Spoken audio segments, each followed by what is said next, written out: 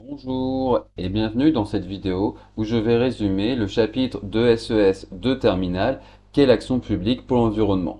Le but de cette vidéo est de vous fournir une synthèse rapide mais aussi complète que possible afin de vous aider dans vos révisions pour le baccalauréat de sciences économiques et sociales. Premier objectif du programme, savoir identifier les différents acteurs qui participent à la construction des questions environnementales comme problèmes publics et à leur mise à l'agenda politique. Alors on va traiter ça en deux points. Et on va commencer par identifier ces acteurs. Donc là, vous avez la liste de tous les acteurs qui sont mentionnés dans le programme. Et là, vous avez des exemples pour bien comprendre de quoi il s'agit. Alors là, je vais volontairement assez vite. Il y a aussi plusieurs fois dans cette vidéo où je vais montrer des schémas. Donc n'hésitez pas à faire pause si vous souhaitez les copier ou bien les regarder pour les comprendre. Deuxième partie de l'objectif, la construction des questions environnementales comme problème public et leur mise à l'agenda politique. Là, le principal, c'est de comprendre qu'un phénomène social comme la pollution, le changement climatique, aussi grave et important soit-il, il ne va pas devenir tout seul un problème public, c'est-à-dire un phénomène qui fait l'objet de débats dans l'espace public et qui exige une intervention de la part des pouvoirs publics. Et il ne va pas être inscrit à l'agenda politique tout seul, c'est-à-dire l'inscription à l'agenda politique, c'est le fait qu'on attend une réponse justement plus ou moins rapide de la part des pouvoirs publics. Pour passer de cette étape à celle-là et surtout à l'adoption de mesures à une action publique, il va falloir que ce phénomène soit problématisé, qu'on montre qu'il y a un conflit avec une norme sociale, qu'on expose les causes de ce phénomène et donc qu'on propose des solutions et qu'on souligne l'importance du problème. À ces différentes étapes, les différents acteurs qu'on a mentionnés peuvent intervenir. De façon typique, on pourrait dire c'est plutôt les associations et les mouvements citoyens qui vont problématiser, cadrer le phénomène. Les experts vont intervenir notamment pour produire des chiffres. Et ensuite, vous allez avoir les partis et les pouvoirs publics qui vont s'emparer du problème et proposer des mesures. Et à l'inverse, plutôt les entreprises qui vont intervenir contrer et remettre en cause chacune de ces étapes pour s'opposer à l'adoption de mesures. Le programme complète ensuite ce premier objectif en nous demandant de comprendre que ces acteurs entretiennent des relations de coopération et de conflit. On a vu ça un petit peu dans le premier schéma, mais on va compléter ça avec un deuxième schéma. Donc là, vous retrouvez les 6 acteurs mentionnés dans le programme avec les relations qui les relient entre eux, relations qui sont parfois des relations de coopération et parfois plutôt des relations de conflit. On vous demande ensuite de comprendre que l'action publique pour l'environnement articule différentes échelles. En gros, là, il s'agit de creuser la notion de pouvoir public et de se rendre compte que les pouvoirs publics, ce n'est pas que l'État. Certes, l'action de l'État est importante, mais il faut aussi des négociations au niveau international afin de coordonner l'action des différents États pour lutter contre ce problème qu'est le changement climatique. Il faut aussi prendre en compte les situations locales, ce pourquoi les collectivités locales sont par définition mieux placées, et entre l'échelle nationale et l'échelle mondiale, une action au niveau européen peut avoir plus d'impact qu'une action nationale et en même temps être plus rapide que des négociations au niveau mondial. On pourrait aussi compléter avec l'action des individus qui est indispensable mais qui n'est clairement pas suffisante et pour lesquelles il doit y avoir du coup pour la compléter une action de la part de l'État et des pouvoirs publics de façon générale. Si on poursuit sur l'aspect action publique au niveau international, le programme nous demande ensuite de comprendre qu'en présence de biens communs, les négociations et accords internationaux liés à la préservation de l'environnement sont contraints par des stratégies de passagers clandestins et les inégalités de développement entre pays. Donc là, plusieurs notions, plusieurs points. On va commencer par bien commun, un bien qui n'est non excluable mais rival.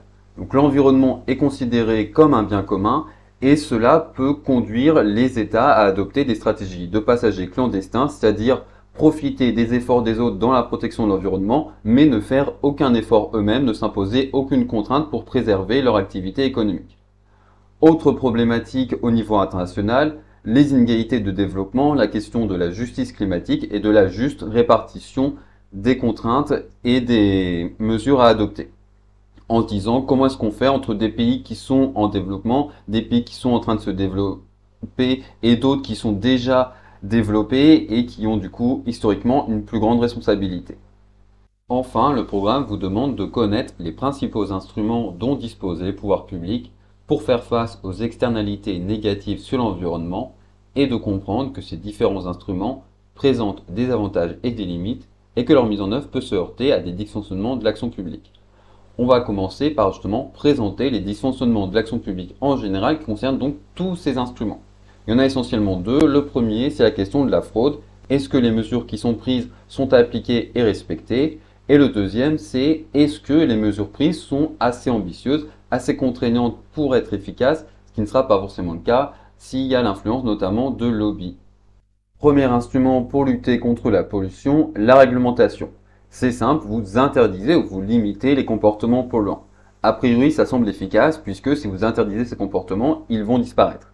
Mais ça présente des limites, notamment parce que ça impose la même limite, la même contrainte à tout le monde, alors que tout le monde n'a pas la même possibilité, la même facilité pour changer ses comportements. Par ailleurs, il n'y a pas de caractère incitatif, ça ne pousse pas les individus, les acteurs économiques à faire des efforts pour aller au-delà de la limite imposée par la norme réglementaire. Deuxième instrument, la taxation. Le principe d'une externalité négative, c'est que les décisions prises sur un marché ont des conséquences à l'extérieur de ce marché. Donc ces conséquences négatives ne sont pas prises en compte par les acteurs économiques qui produisent trop par rapport à ce qu'il faudrait idéalement pour la société. En gros, il y a un décalage entre les coûts de production pour les entreprises et le coût social pour la société. La solution, créer une taxe pour augmenter les coûts de production, les aligner sur le coût social, diminuer ainsi la quantité produite et la ramener à un niveau idéal pour la société. En gros, le principe de la taxation, c'est celui du pollueur-payeur.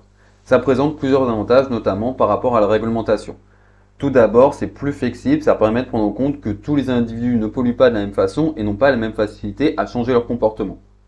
Si c'est trop compliqué pour vous d'arrêter de polluer, vous allez simplement payer plus. Ça a un caractère incitatif puisque vous allez être incité à diminuer de plus en plus votre pollution pour payer de moins en moins de taxes. Enfin, la taxation permet de bénéficier d'un double dividende puisque non seulement on change les comportements des individus, on réduit les comportements polluants, mais aussi on gagne de l'argent, des recettes fiscales. Cet instrument présente cependant plusieurs limites. Si créer une taxe permet d'avoir un impact sur l'activité économique que les acteurs économiques peuvent facilement prévoir, on n'est pas sûr de l'impact que ça aura sur leur comportement et à quel point est-ce que leurs comportements polluants vont diminuer et disparaître. Deuxième chose, il peut y avoir des inégalités, la taxe ne va pas toucher tout le monde, toutes les catégories sociales de la même façon.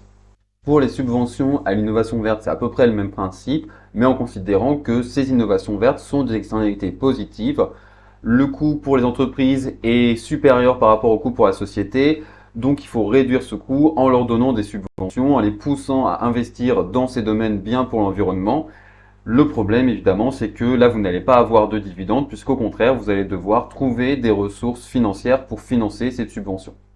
Dernier instrument qui est peut-être un peu plus compliqué, les marchés de quotas d'émissions qui en fait sont un compromis entre taxation et réglementation.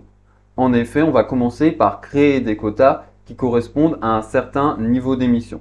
Le but étant de dire que dans le ou les pays concernés, l'ensemble des émissions, par exemple de CO2, ne doivent pas dépasser ce niveau-là.